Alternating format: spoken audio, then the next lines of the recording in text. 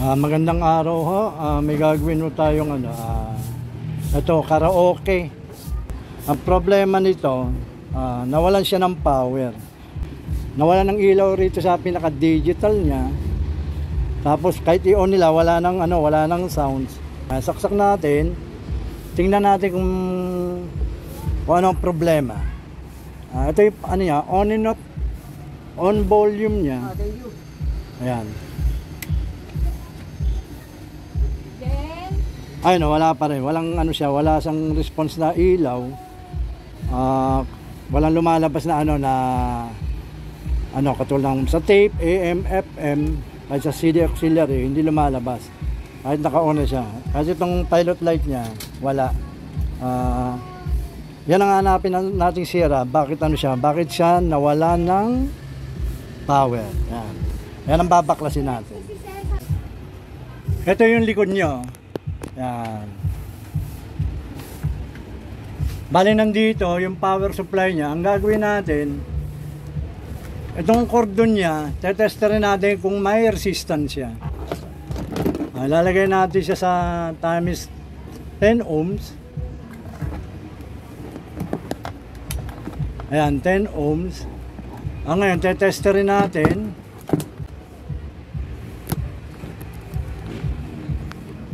Itong cordon, titingnan natin kung may resistance, kung may contact siya. Ayun, wala. Kahit taas natin to, lagyan na sa 100 ohms, wala. Ibig sabihin, nandito sa parting to, ang may problema. Titingnan natin kung may problema itong cordon o kaya yung transformer. Yan ang babaklasin natin para dito tayo magto-troubleshoot. Ayan, dito tayo magto-troubleshoot kung ano ang problema.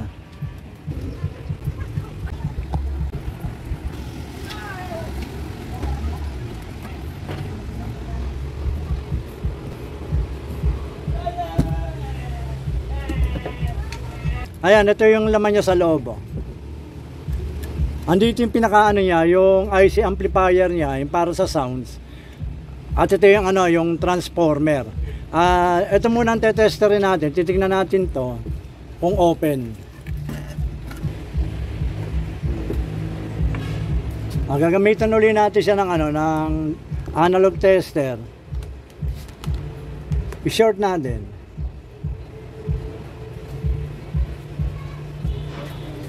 Ito, tetesterin natin itong input niyang 220, yung line 1, line 2 niya. Tetesterin natin.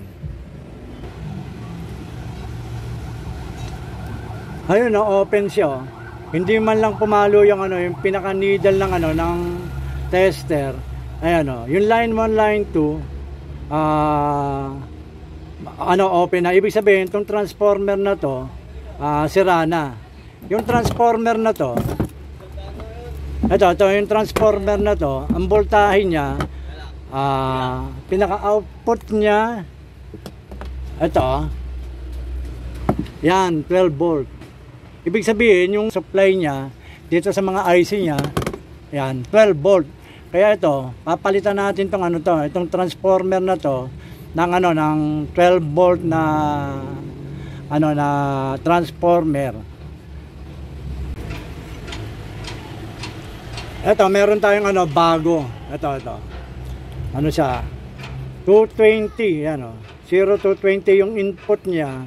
Tapos ang pinaka-output niya na supply sa multiple. Meron siyang 3, 4.5, 6, 9, 12. Yan. Pero ang gagamitin natin, itong 12 volts na supply na to, itong 0 at saka itong 12 volts. Yan.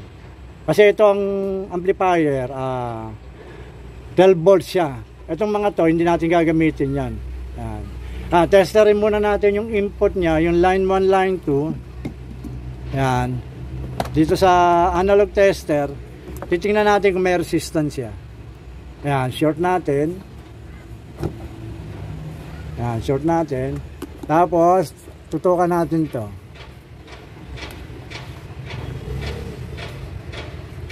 Ayun nagkaroon ng contact siya, nagkaroon siya ng resistance. Lagyan natin sa sa 10 ohms.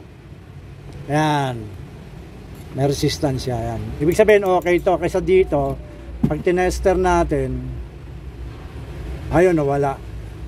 Kaya ito ang papalitan natin.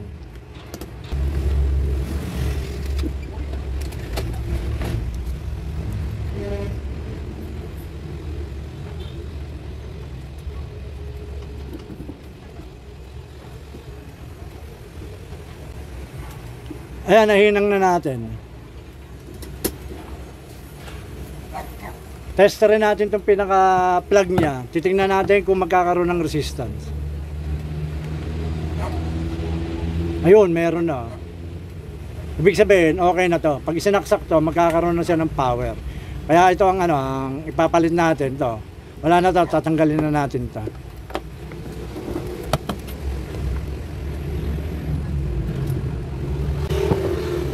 Ito, ang ang supply nito 12 volt. Ayan, ilalagay natin siya sa sa 0 at 12.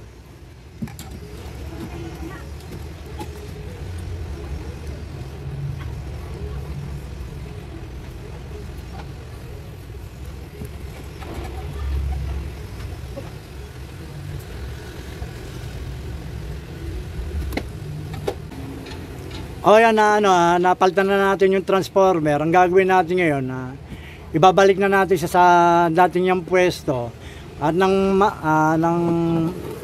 masubukan natin kung gagana na siya.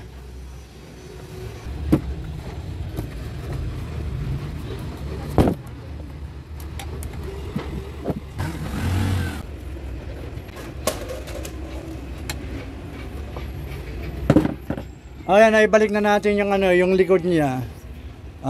Yung transformer napalitan na natin sa loob, pati yung pinaka power amplifier niya. Naibalik na natin yung tornilyo. Ang gagawin natin ngayon, susubok natin siya. Titingnan natin kung magkakaroon na siya ng power o magagamit na ito ng may-ari. Ayan, naibalik na natin sa pwesto ngayon. Yan ang gagawin natin. Sasaksak natin itong plug dito. Titingnan natin kung gagana na siya. On natin. Lagay natin sa AM.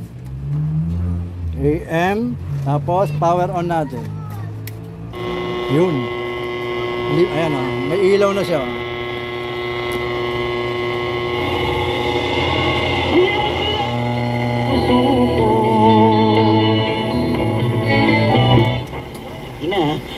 Pagdating ng araw, kaya ako natanong. Kulang din kami ng piso, pwede rin po ba namin ibahog? Pinakamalaking lungsod sa National Capital Region, batay sa... FM naman natin.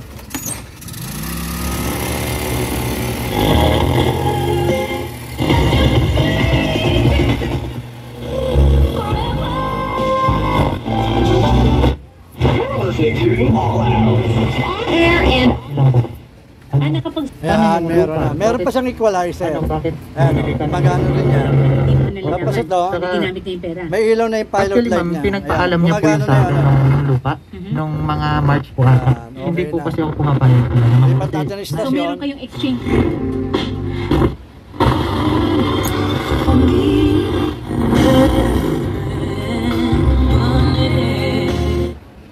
Ayan, gumagana na. Bali, ang pinalitan natin dito, itong transformer niya, sira na to, open na yung input niyang 220. Kaya nawalan siya ng power. Pero napalitan natin siya ng bagong transformer. Nag-normal na ulit. Sige po, maraming po salamat sa panonood ng video. Basta watch, share, and subscribe lang po kayo sa mga ginagawa para lahat ay masusubaybayan niya. Sige po, maraming po salamat.